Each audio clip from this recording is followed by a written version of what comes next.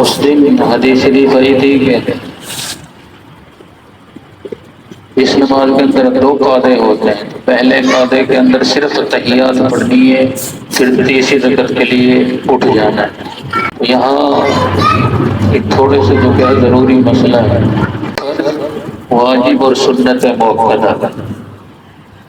فرض، واجب اور سنت موقدہ، ان کو اور سنت غیر موقدہ اور نفل، ان دونوں کو پڑھنے کے طریقے میں تھوڑا سا جو کیا ہے فرق ہے.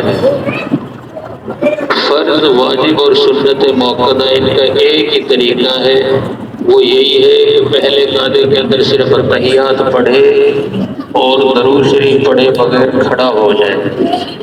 اگر درود شریف شروع کرتی اور اللہم صلی علی محمد، محمد تک بندہ پہنچ گیا تو سجدہ سہو واجب ہو جائے گا. فرض، واجب اور سنت مؤکدہ، جیسے ظہر سے پہلے سنت موقدہ ہے، جمعے سے پہلے جو سنت موقدہ ہے، جمعے کے بعد بھی، ان تین کا مسئلہ ہے. باقی جو نفل ہے، سنت غیر موقدہ ہے، ان کو پڑھنے کا ایک طریقہ تو یہی ہے، تحیات پڑھے اور کھڑا ہو جائے.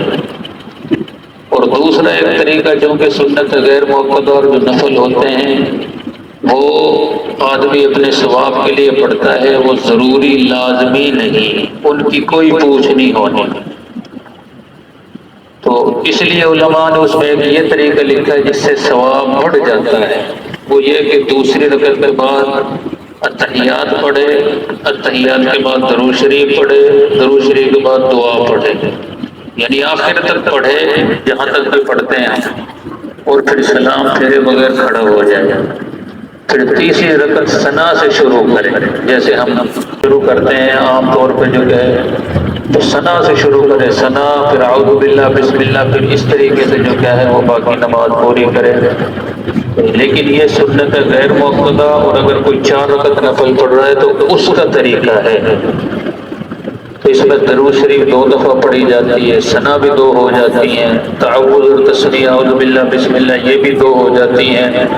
تو اس سے ثواب کے اندر جو کیا ہے اضافہ ہو جاتا ہے. لیکن یہ سنت غیر مؤکدہ کا اور 4 رکعت نفل کا ایک طریقہ ہے، لیکن ضروری نہیں ہے ایسے ہی پڑھیں.